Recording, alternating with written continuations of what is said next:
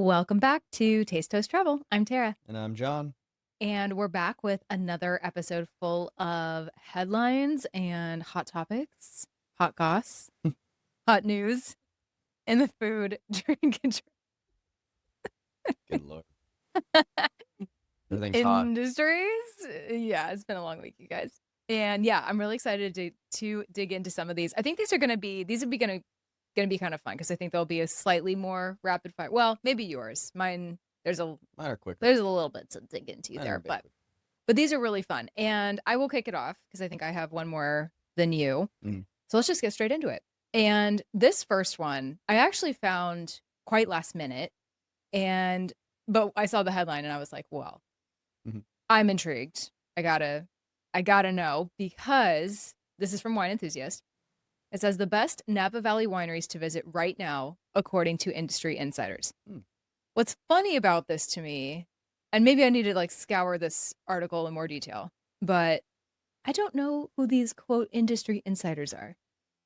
Yeah. So I'm like, okay, little sus. Because we very subjective are in fact wine industry insiders. So I don't say that to be braggy, it's just the reality of the situation. So I was like, okay, well, now I'm dying to know, according to Wine Enthusiast, what are the best Napa Valley wineries to visit? Because I'm sure what are the okay. we'll have opinions. What? I don't know. It's just like, what's the criteria? Like, what are they basing their decision? Is it like the wine quality? Is it the experience? Right. Is it? You're very correct. Yes. It's so subjective. The vibe I'm getting is kind of overall experience vibe.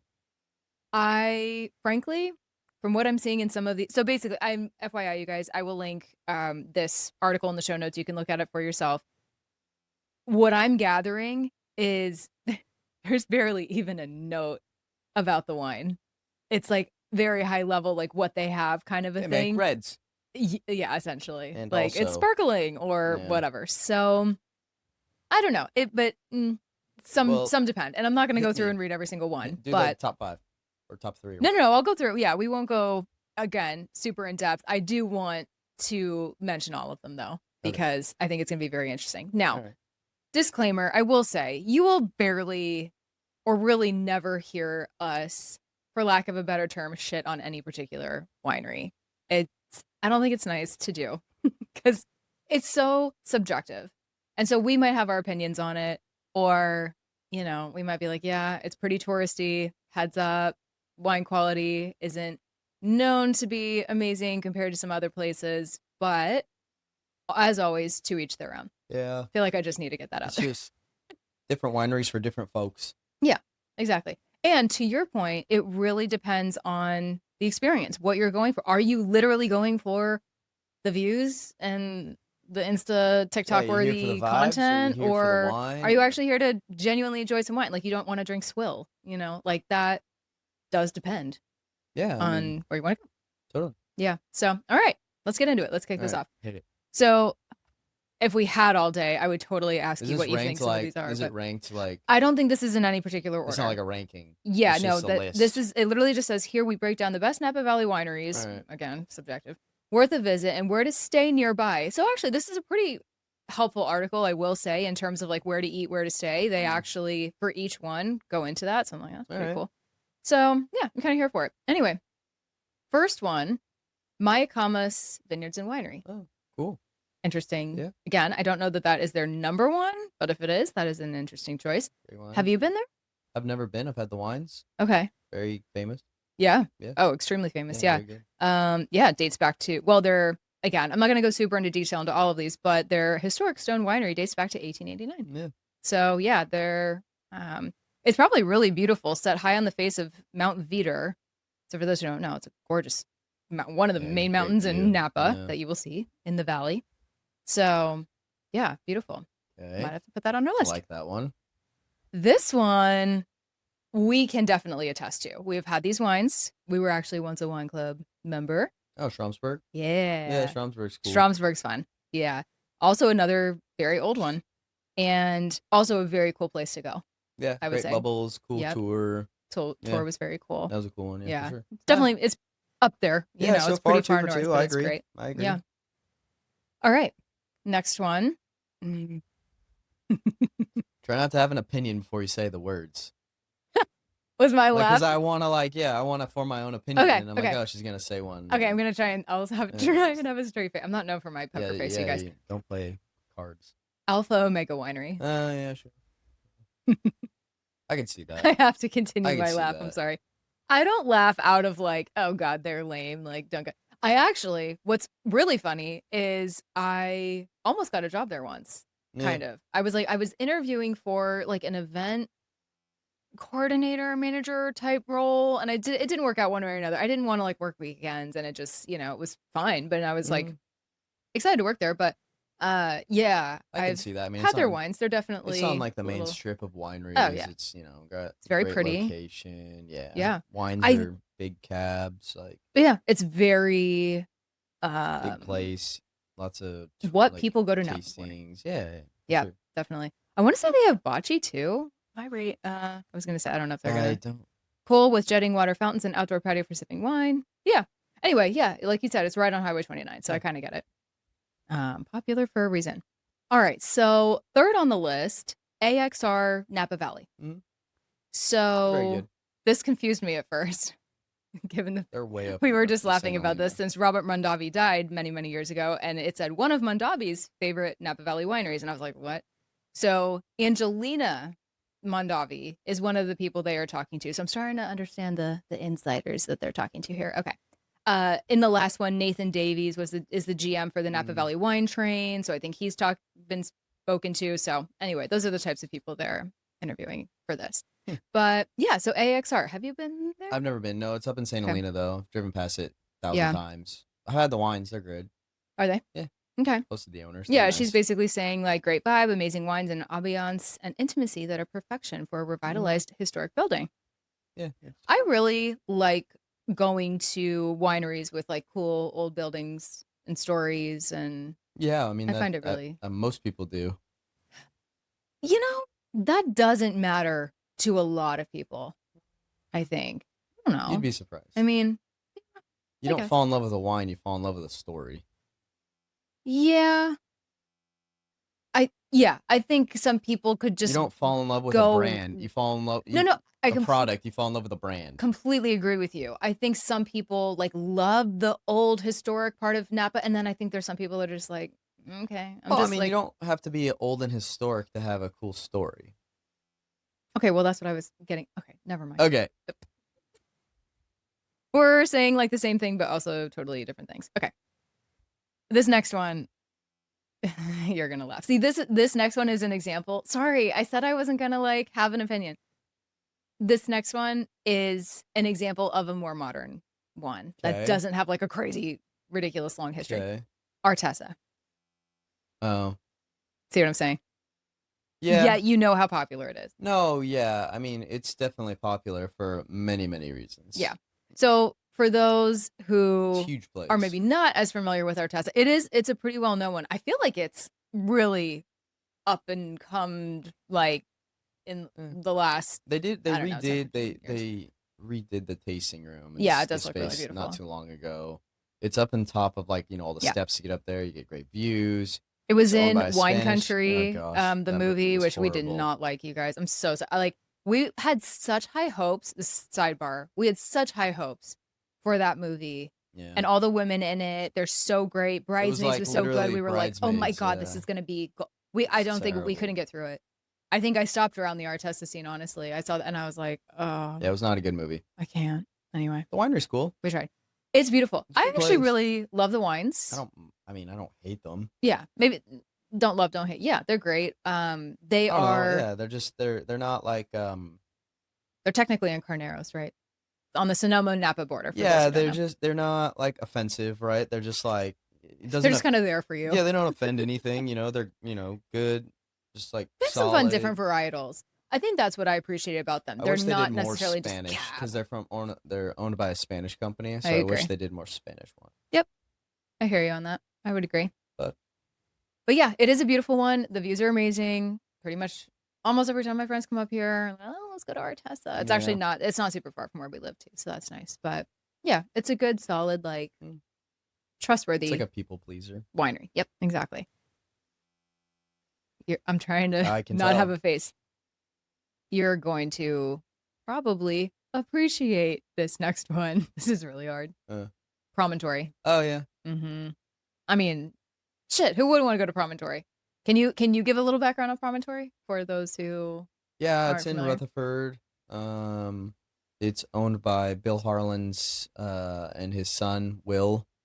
Um, for those of you who don't know who Bill Harlan, he owns, Harlan Estate, which is one of the most sought after United States wines ever. They make, Cabernet, red blends. Yeah, big on cab.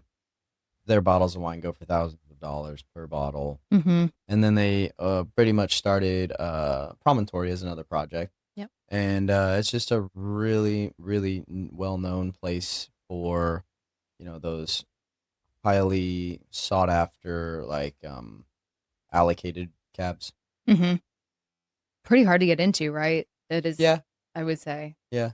And kind of expensive tastings, right? Like. Yeah, I mean the tasting's expensive, and I mean, yeah, I think I can't remember, but I'm almost positive it's one of those wineries where you're expected to buy. You can't just go there and just like, Yeah, oh, this was great, bye. Not a Like, typical I Napa mean, you're not gonna winery. spend. I mean, I guess you might spend money and just go, I don't want to buy any wine, but like the wines, I mean, yeah, I think you have to. I think they come in 3-packs, and I mean it's Okay, like $900 walking out of the door. Yeah. For 3 bottles. Cheap. Yeah. Beautiful photo though. They included a photo in this article, and it's, oh my God, I've never seen it, so it's I want to go. Very pretty. All right, so add that to your list if you're down to spend $1,000. Okay, next one. I have thoughts and feelings. I bet you do. Opus One. Oh, honestly, I have I don't really have bad things to say about Opus One. I don't have bad things to say either. I think my kind of like was it's just kind of overdone.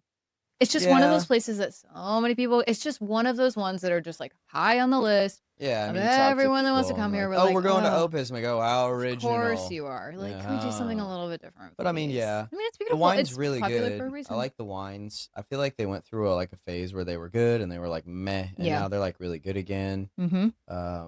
They actually have tasting experiences now, whereas in the past it used to be you just came in, they gave you like a splash of wine, and then you're just like, okay, on your way, walk around. Yeah, it was now, very exclusive. And it was like now you can like do a tasting experience, but yeah. I think their wines are way overpriced. I think they're starting at around $350, $340, something like that.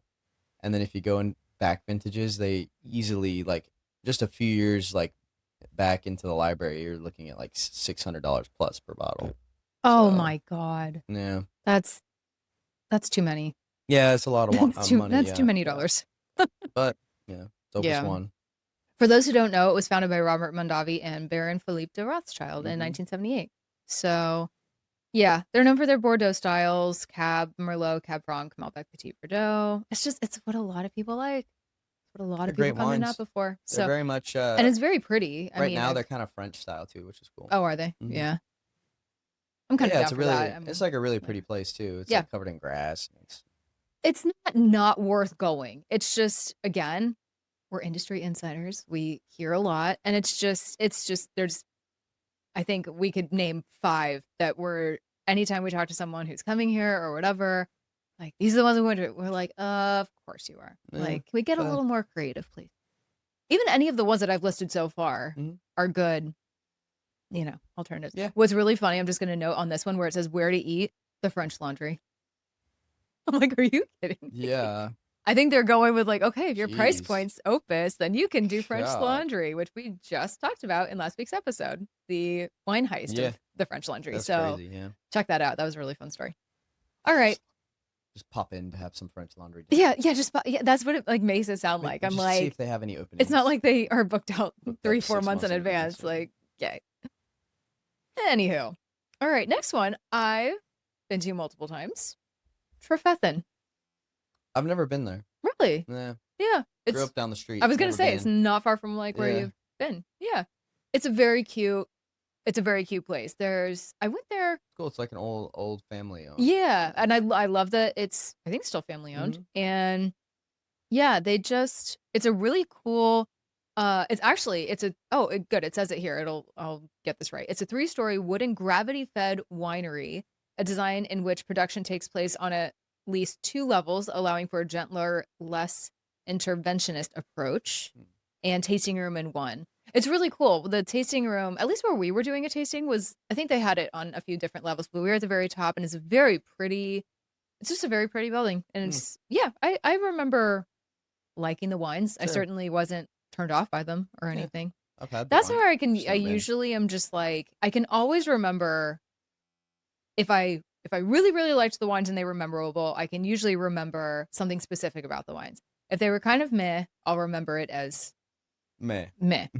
And if they're, well, I guess this is pretty basic. And if they're really crappy, I just won't go there again. So You don't it's say. like I'm Gosh. really good at stating the obvious. I guess I say that because honestly, there's not a ton of wines that really stick out in my head. So that kind of says a lot. But I don't know. But we're maybe pickier than most people. Probably, I would imagine. All right. I think this is the last one that I'm about to say. Okay. I wanted you to guess. You'll never guess. Okay. Although you do know this one, Quintessa. Yeah, Quintessa's cool. I think I've been there. I've at the very least walked in there and maybe had like a splash or two because I had a friend that worked there. But again, it's a very pretty one. Yeah. Very well known. Very pretty, cool wines. Very pretty, like production facility and all It's a that. semi-open air tasting room. Well, they have different places to go. Oh, okay. Well, I think that's the one I've been in. I've been to one where it's just this glass box out in the forest. What? Yeah. I want to go. It's pretty cool. Yeah, you sit like on their property? Yeah, no, it's on someone else's property. Well, I thought it was up in a mountain or something. I don't know. I mean, it is. Yeah. Whoa. So you like go to it's like this glass box. It's like a room, right? But okay. It's this is totally sounding like you. Yeah, it's kind of like that room minus Joe Goldberg. Is that you? Yeah, and there's like like a table in there, and like it's really cool. So you can like look out at like the forest and stuff like that, and like animals are running by and stuff. Oh, I love that. Yeah, it's cool. Oh, they do some really cool. Yeah, I've heard great things about the wines, but also some of their experiences. So yeah, check that out. Also, I should note under this one where it says where to eat, one of our absolute favorite places. We go there probably at least once a month. Single thread? To eat? No, I'm just kidding. What are you talking about? Nothing. Where do we go? Don Giovanni's? Yeah. And it's pretty close by. That'd be a pretty legit day. It'd be a good day, yeah. Yeah. Quintessa and Don G's. Don G's? Nice. Yeah. That's a great one. Yeah. Interesting list. Of all I know, I mean wineries. Yeah, I mean you can make 100 other lists of like that. Yeah, you definitely could. Based on different things. Maybe wineries. we should do that. We should do like a blog post, or we should do something about that. That are like the more off the beaten path wineries. It's hard to choose. There's so many. Even just as I'm talking though, there's so many that I can think of. And then once you start thinking of more, and you're just like, oh. You're just like, oh, but then this is good for that. A couple that came to mind for me was not Paul Maz. Is that what I'm saying? The one in the mountain? Paul Maz is one. That we went to? Yeah. Where they had like the knives that you really liked and wanted or something? Yeah, that's Paul Maz. Still want them. Paul Maz was a really amazing experience. Also slightly more exclusive, but I don't think it's like impossible to get in there. Might be slightly pricier. We had like a little bit of a in through a family member that was a club member. That was really pretty. Where we met and where we used to work is beautiful. Inglenook. Inglenook, yeah. Yeah. I always recommend Inglenook to people. I do too, honestly. A little biased, but the wines are cool. I mean, as far as I'm concerned, the wines at least now are still great. The property's great. Very historic if you really like the historic stuff. Freemark Abbey is another old one. They're having a bit of a moment right now. I've been there, and it's again very historic, really pretty. Yeah. Oh man. Okay. I won't even get started. I know. You're so yeah, I could go on and on and on. But anyway, yeah. Thought that was an interesting list. So wanted to dig into that. Yeah, it was cool. All right, I'll kick it over to you. Ooh. Yeah, mine's quick. One of them is. So, Meghan Markle. I think we talked about her rosé already. Yes. What's it called? Ever After? Forever? As if? What's it called? As ever. As ever. Oh my God. Can we please create our own wine brand called Nobody steal that. I want it. As if. Wait, that's something. Anyway, Or someone to do a parody on hers and on like TikTok or Reels or something. as As if, if. as Oh my ever. God, there's so much It's opportunity it's there. called As Ever. It's as ever. Oh my As God. ever. That just made my night. Meghan Markle, her rosé, Mm-hmm. Napa Valley rosé, sold out first batch Like in immediately. an hour. It all sold out. And she released a second batch of it, and it's still for sale. And people are like wondering why it's still for sale. Slightly different. It's the first set was less alcohol. No, Why? more alcohol. Why is it changed? I don't know. Oh. I don't know what. They might have done two different like fermentations. Okay. Interesting. Grapes from different places from it, Yeah. So like they I would think released people one, would it was like notice that. I think it was 13.5 or 14.5% alcohol, The maybe. rosé Yeah. was She the released original? she released one that I can't remember it's the first one or the second one, but 14.5% alcohol for a rosé. I'm Isn't like, that oh, high it's for a very rosé? high. Yeah. I think the rosé I sell Holy is like moly. 12 and a half, depends. I was gonna say that's hot, as we Yeah, say. 14.5. That was like, oh my gosh. Jesus Lord. And so everyone's like trying to like figure out like how come it's not selling out very fast. Interesting. And she actually and this was released like a few days ago, right? And it's still available. Okay. And she had to make a statement. So she made a statement about it saying that for the second batch, they made way more than the first batch, and that's why it's still available. Okay. She said it's selling very quickly, but they made a lot more. Uh-huh. So that's what I would say if I was. I would probably too. In her Listen, I shoes. have no reason not to believe her, I guess. I mean, ultimately, there's no reason. I'm sure they did a smaller batch on the first round just to see how it would go. Right, Honestly, so I'm So they probably made. I'm sure I she's don't not know. lying. To be honest, that Let's could say they be just made like accurate. 1,000 cases of it. Yeah. And then they probably made like 2,000 cases for the second. I'm not sure. I'm just throwing those numbers out. Could be Right. less, whatever. But yeah, it was kind of interesting. Interesting. Yeah, but the other thing is she's just always under fire for something. $30 a bottle, and the minimum is 3 bottles. Yeah. So you can do 3, 6, 9, and 12.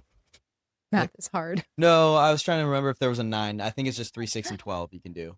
Okay. 3, 6, and 12. Yeah. And they're $30 each. I'm curious which one was $30 a bottle for a rosé. It's not terrible. No, that's not awful. I know some people like rosé like half that, which I understand. Again, living where we live, that's not uncommon. Yeah, you go to Provence in France, you get a bottle of rosé for like 12 €5, euros, whatever. Yeah, 12 euros, not $5. even. But like for a Napa Valley rosé, $30. That's pretty standard. Yeah, that's very standard. Yeah, interesting. I'll have to keep tabs on that. But she's just ridiculous. Anyway, you're just not a fan. As if. I will never recover from that. And then I have another little tidbit. So there was another wine heist. What? Recently. Wait, is this one of your second Yeah. headlines? Oh, you're just going straight into it. Okay. I don't care. This dude in the UK in London just got arrested on 3 counts of burglary. And he stole, 3 different times wine from this restaurant. And it added up to something like 25,000 British pounds worth of wine. And that's not insignificant. He would put it in, they call it a wheelie bin, which it's what we would kind of call like a dolly kind of a thing, or like a It's like a shopping cart. Okay. But it's like one that some people have their own shopping cart, and it has like a little square like basket thing. Yeah, it's like a little basket.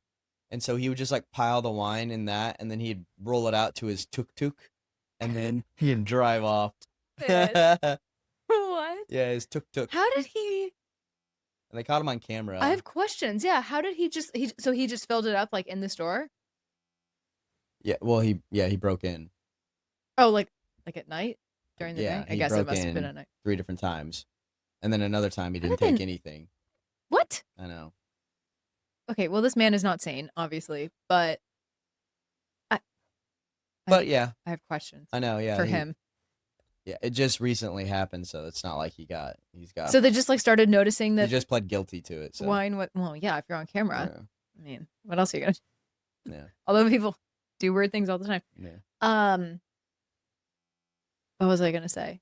So yeah, they just, from what you know, like just started noticing wine was gone, and they were like, "Oh, better check the cameras. Like, what's going on?" Or Yeah, it didn't have too many details in the article about okay, like how they found out, or I mean, obviously, yeah, you can tell like we're missing a bunch of yeah, wine. you can. I mean, you I come in didn't. the I don't next know if morning, you're they like, like saw any like signs of breaking in or anything like that, but it was a pretty like high level overview. Like, dude, literally the headline was like, wine thief, uh, charged pled guilty after stealing wine and running away on his tuk-tuk. they knew that'd be good clickbait because Yeah, I was like, they would have okay, like my let me reaction. read that. What? Yeah, That tuk-tuk. it was kind of funny. I Yeah, had me can't. on the tuk-tuk. Oh my god. Also, where does one procure a tuk-tuk in England? I have so many Oh questions. yeah, Oh, that's so funny. but yeah, he stole a handful of wines. Like one time he stole, a big load. The other times he stole like smaller and stuff. So And all from the same place. That's yeah, so. 3 times. Wonder why he targeted that place specifically. I'm gonna have to do some research on Well, you this. do it once, get away with it. You're like, oh, I'll do it again. I guess. Is Huh, that how stealing works? I guess to some people. Oh my god. Funny. Interesting. Yeah. That's another fun wine related one. My next one, we're switching gears a little bit to travel, and more specifically hotels. And Oh yeah. this from Travel and Leisure. This is also a headline that got me like, well, now Yeah, some clickbait. this was more, and actually you guys as listeners will probably not be terribly surprised by anything I'm gonna say here, but it was more confirmation, I guess, that these are in fact the dirtiest parts of a hotel room, according to housekeeping. Okay. The I'm like, bed. well, so not necessarily what, let's say the first one, this is not surprising at all, decorative pillows. Oh yeah, sure. They don't Yeah, wash them. exactly. Yeah. Yeah. And also, so they interviewed someone who works in housekeeping, obviously, for this. And then someone, Maria Diego, she's a travel and leisure A-list advisor and self-proclaimed germaphobe. Okay. Cool. Anyway, but she's also worked in hotels. So she said, having worked in hotels, the first thing I fling off to a far corner in the room are decorative pillows and any decorative runner that goes along the foot of the bed. Those never get washed. I would venture to say we probably do the same thing. Yeah, I'm I a do. slightly more civilized, and I try and put the pillows on a chair or Yeah, I somewhere, but just sometimes they do just go on the floor. yeah, I'm I not just gonna lie. chuck them. Yeah. So that's one. Another one, probably not a surprising one, high touch surfaces. Sure. So phones are one of the most unsanitary items. That does gross me out that they don't clean those. Because it's high touch, it would take you literally 4 to 5 seconds to just pick that thing up, hand sanitizer or sanitizer, whatever, Yeah. just wipe it down. Yeah. TV remote. Yeah. Yes, actually, and I don't even think it says the TV remote, but that's a really good one. Yeah. Door handles. So the receiver, gross. Also, yeah, I'm gonna get to some of that in a second. Carpets are another culprit. So from the housekeeping perspective, they say they tend to trap dust and bacteria, yeah, making them one of the more demanding items to sanitize. So yes, they probably, I'd venture to say they definitely vacuum, but I think in terms of like real solid sanitizing, honestly, I feel this way in our own house that walking around, I've done it, not gonna lie, walking around in your bare feet in a hotel room, but my God, if I can wear socks or slippers or something, because think about the amount of people that wear their shoes. Shower sandals. And literally something. Yeah. Ugh. Like, I feel that way about a lot I of just tend to surfaces. not try and think about it, so Gets you far in life, I know. it's way more enjoyable. Well, yeah, I guess you just don't get caught up in all of this. But yeah, basically, this person or a couple of people that were in this article, they were saying, a lot of five-star hotels that no longer have carpeting, so it's hardwood floors or an area rug, and that's about it. That's like a little bit better and easier. But like for people, they're still staying in places with those old carpets, Yeah. But even in luxury hotels, thoroughness has its limits. Quote, at higher end hotels, major touch points like switches, remote control, phones, get a wipe before every check-in, but I'm still cautious about these spots. Listen, I would love to think that every single housekeeping person out there does their due diligence and does everything. It's questionable to me. I don't know. Interesting. I really question whether things are actually properly wiped down, even in like a really nice place. And then it also says, this person says, I'm also wary of barware inside drawers or cabinetry, anything that might be sitting for prolonged periods or handled by guests unbeknownst to housekeeping teams. That's a good one. Yeah.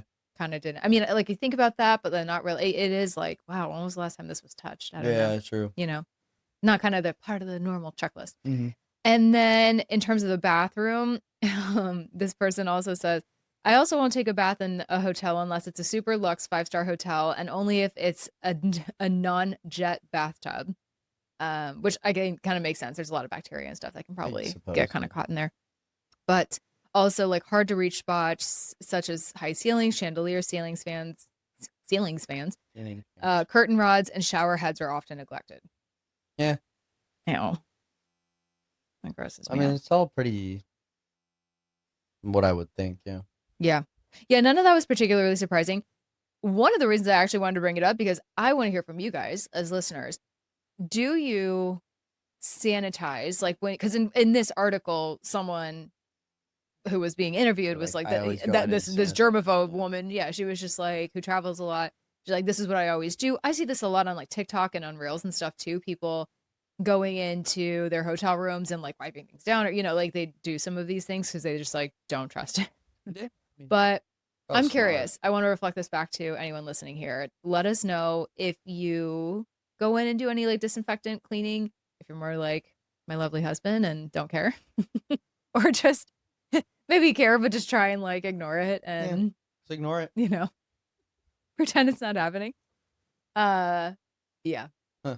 So I don't know. I'm gonna be a little more aware. I've never sanitized anything. Yeah, no, I haven't either. I've never been like, oh, I need to clean this. I'm starting to think I should now. Anyway. Yeah, I wonder. My next one, actually, I'll just dig into because it's kind of on the same note as cleanliness, but this headline was, your suitcase is 58 times dirtier than a public toilet seat, study finds. And here's the dirtiest spot. So, of course, I'm like, the wheels. Ew. Yeah, I honestly, I have not looked at this yet, so we'll see what it says. But basically, to conduct a study, this company, hold on, let's see if I can find the name of the company. According to a recent study from Insurance and Go. Okay, anyway. So they swab tested 10 different suitcases, a mix of soft and hard shell, at a London airport train station. Oh, could you even imagine the things? In partnership with microbiologist Amy May Pointer to determine just how gnarly our luggage can get. She also took swabs from control surfaces, including a public toilet seat and a flush button to compare. Huh. I'm like puking in my mouth thinking about this. Okay, so yeah, it looks like you're right. So suitcases, especially their wheels and bottoms, are germ magnets. Yeah, this, of course. Duh, goes without saying. That can out-germ even a toilet. I think we all knew that. I think the fact that this is out-germing a toilet is like slightly grossing me out right now. Toilets are yes. Yeah. Yet, with basic hygiene steps, you can prevent these traveling microbes from joining you in bed or on the dinner table. Oh my God. As an aside, and I know I've said this to you before when we've like arrived places or even came home. Yeah, you get your suitcase and throw it on the end of the bed. Ew. Yeah. Do not. Yeah, I've scolded you ferociously for that before. I was like, you know where that's been, but you also don't know where that's been or anything else on that suitcase. Yeah. Do not put that. No, that's fair. Where we lay our heads. That's fair. It's nasty. Anyway, so basically she says she was able to identify a range of bacteria grown from the swabs taken on the luggage, including, I can't read this. Staphylococcus. You know, that one. Yeah. For sure. Which the study explained are common on human skin but could, quote, get into cuts. Oh my Lord, can cause boils or impetigo, a highly contagious skin infection, and some strains like S. aureus, Aureus, even trigger food poisoning. Oh, for the love. Yeah, it's better not to think of these things. She also spotted Sriracha, Serratia, Sriracha. Sriracha, That's not right. hey. Which is usually harmless, but could, quote, opportunistically cause urinary or wound infections in hospital settings. I can't even with this. That's wild. As for the wheels themselves, each swab found hundreds of bacterial and fungal colonies, making it critical that you never, ever put your suitcase on a hotel or home bed again. Fair enough. Well, sir. Now I know for sure. Uh-huh. Last thing I'll say here, the next dirtiest spot was at the base of the bag, which I know we just talked about, where the... Why do I always pick the articles with things that are like impossible to say? Bacillus, Bacillus, Bacillus spores were found. She also warned that soft shell cases can harbor extra fungal growth. Yeah. That makes sense compared to hard shell. We only use hard shell mostly, I think. But since the moisture absorbs, the fabric absorbs moisture more readily. Sense. Yeah. Last up was the suitcase handle, which was the likeliest spot for. That makes sense because you're touching it. Another one that I can't Everyone pronounce. touches it. Yep. The people that are moving the suitcase. Yep. So, yeah. Again, not surprising in terms of locationally where all that was on the bag, but like the fact that it's like more gross than a public toilet. Interesting. Too much. Yeah, no. Gross. Airports and everything, they're disgusting. So many people. Yeah, I mean sneezing. And then oh my God. And then you're like wheeling your suitcase into the public bathroom there. And Lord knows. Oh, God. The urine on the floor. God knows anything else. Oh, my God. Yeah. And what is picked up on people's shoes? Okay. Gross. Get me started. Okay. I have one more. Did you have one more? I have one. Okay. Yeah, it's go ahead and then I'll pretty finish short, though. Okay. It's just a new cocktail that I just became aware of last night. Oh. Because I was at a... recent. I was at a... Oh, yes. You did tell me about I was at a Brazilian steakhouse. And so I feel like espresso martinis have been having kind of like a thing, a moment for a little while. Yeah, everyone's like, ooh, espresso martinis. This is the new one. This is way better than espresso martini. It's called you might offend some people. It's called a carajillo. Carajillo. It's kind of fun to say. I love that. Yeah. It's C-A-R-A, cara, and then J-I-L-L-O, carajillo. Yeah. And so it is a Brazilian drink made with coffee, rum, and a Spanish liquor called Liquor 43, liqueur, I should say, not liquor, liqueur. It's a Liqueur 43, and it's known for having like some really nice like vanilla. Okay, I was gonna ask you about the flavor profile. Yeah, it's like vanilla and like kind of some spices. Okay. And what they did was like she made it creamier, so she shook it. So what you do is you put like the rum in you put the rum in like a glass, and you like light it on fire in the glass. And so they do this like in front of you guys? Yeah. And so the fire kind of like burns, and I imagine that's burning off alcohol, right? Okay, you're right. So it's burning off alcohol because you want more of the sugar and sweetness, not so much. Right, you don't want it to like super harsh, yeah.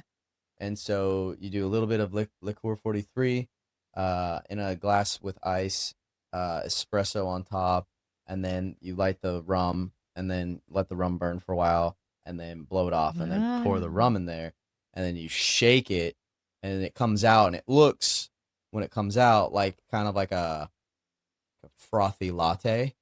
Ooh. And I tried it. It was so good. Yum. And it was so good. Do you think this was more because you were at a Brazilian steakhouse? Like, could we go somewhere in downtown Napa and get one of those? Do you think, or it's pretty? No. Well, you have to have you have to have when we're talking about fire here. I'm like, okay, not everyone. You have to have a place that has espresso.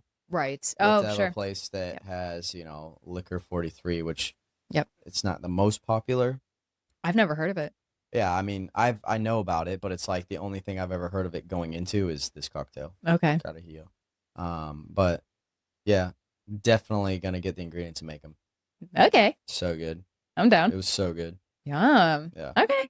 I'm an espresso martini girl. I wouldn't say I'm like a ride or die espresso martini Yeah. lady, but I I'd mess with that. I Rum. don't like espresso martinis. But Yeah. the rum, it adds some really nice like brown sugar. Between that and then liqueur 43, is that what and with like the vanilla note and stuff, I could see that being Yeah, it's like really. vanilla and like brown sugar. Mm, It's very good. I'm kind of down for that. Yeah, I was really Okay, surprised so when are you making that at home? whenever you buy the ingredients. Why is this a me problem? It's your idea. Mm-hmm. Okay, well, we'll have it. We'll report back. Oh, we're definitely kind of due for a cocktail hour, Sure. like we did that one time. Yeah. So we should do another one of those. Maybe that'll be one of them. Yeah. Fun. All right. So to finish this up, I have another fun one that this is from Food and Wine, and I never knew this or put this together, even when I was in Ireland. And Oh. so the headline is, here's the legal reason why Irish bars are always named after people. I never really put that together. No, I always like thought it was Patty's just Bar, Seamus. Yeah, like, I all kind of these, thought it was just like cute and like Yeah, I never really put it tradition. Like I together. don't know. Yeah, so basically, kind of the not the byline, but like the summary. More than 150 years ago, UK legislators enacted a law that laid the foundation for what would inadvertently become a staple of Irish pub name. I think that's the thing. Like it just seems like a staple to me, but there's more to it. So basically, what this article is saying, kind of, and this is actually there's an Irish song. It's like one of my favorite. I'm like my family's like pretty Irish, so and I did Irish step dancing as a child, so we're pretty familiar with a lot of Irish music.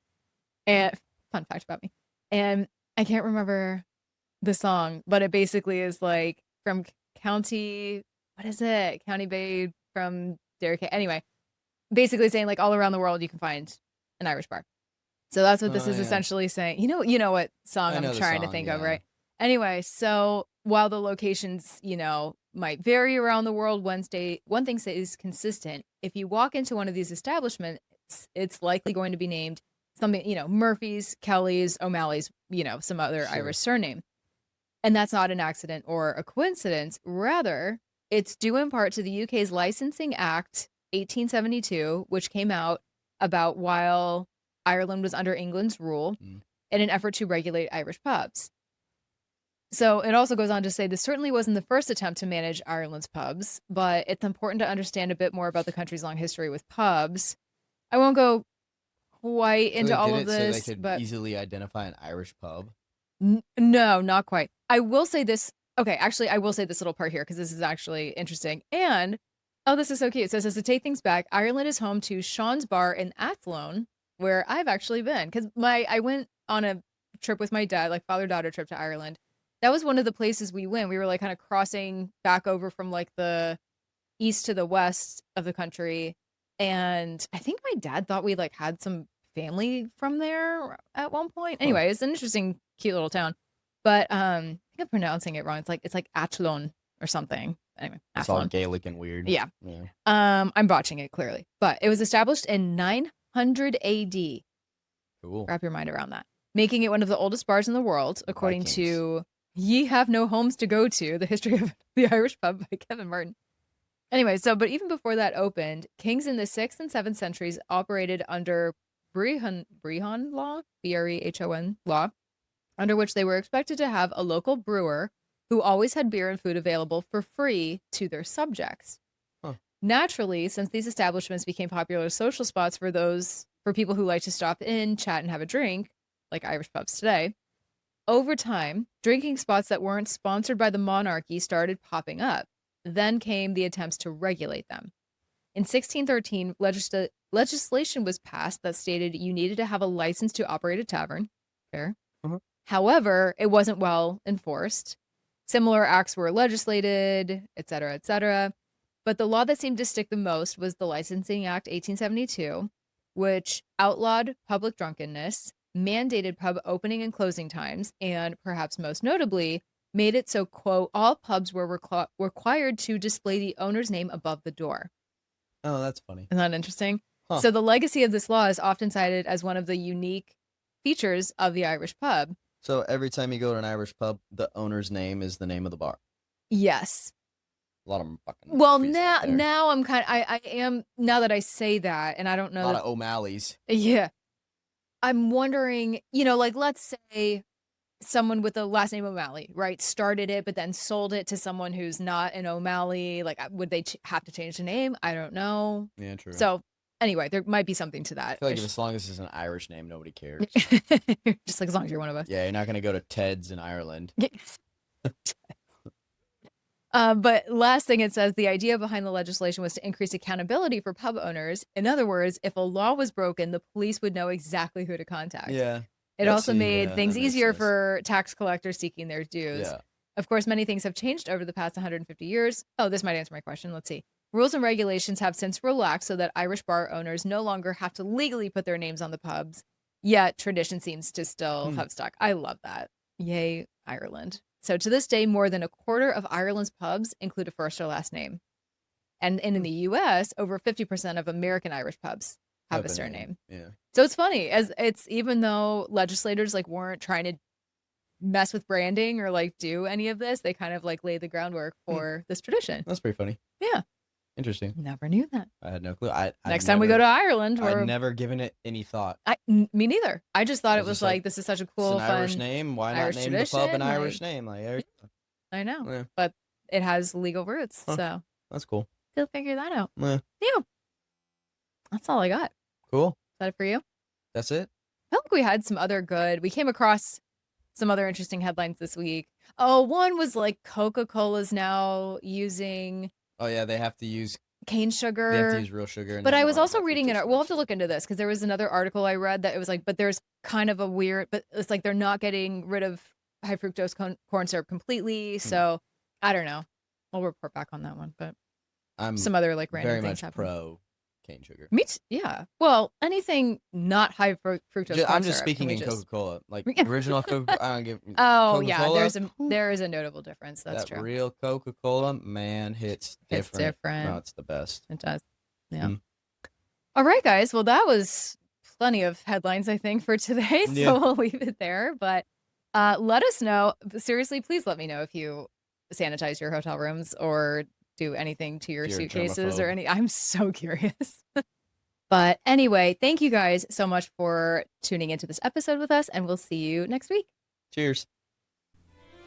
Thank you so much for hanging out with us and tuning into the Taste Toast Travel Podcast. We really appreciate you being here and hope you're enjoying these honest conversations about all things sipping, savoring, and seeing the world. If you like what you're hearing on the podcast, we would truly appreciate a rating or a review on whatever platform you're tuning in on, so fellow foodies, Epicureans, and travel enthusiasts can enjoy this content too. Don't forget to hit that subscribe button and give us a follow at Taste Toast Travel. We'll see you in the next episode.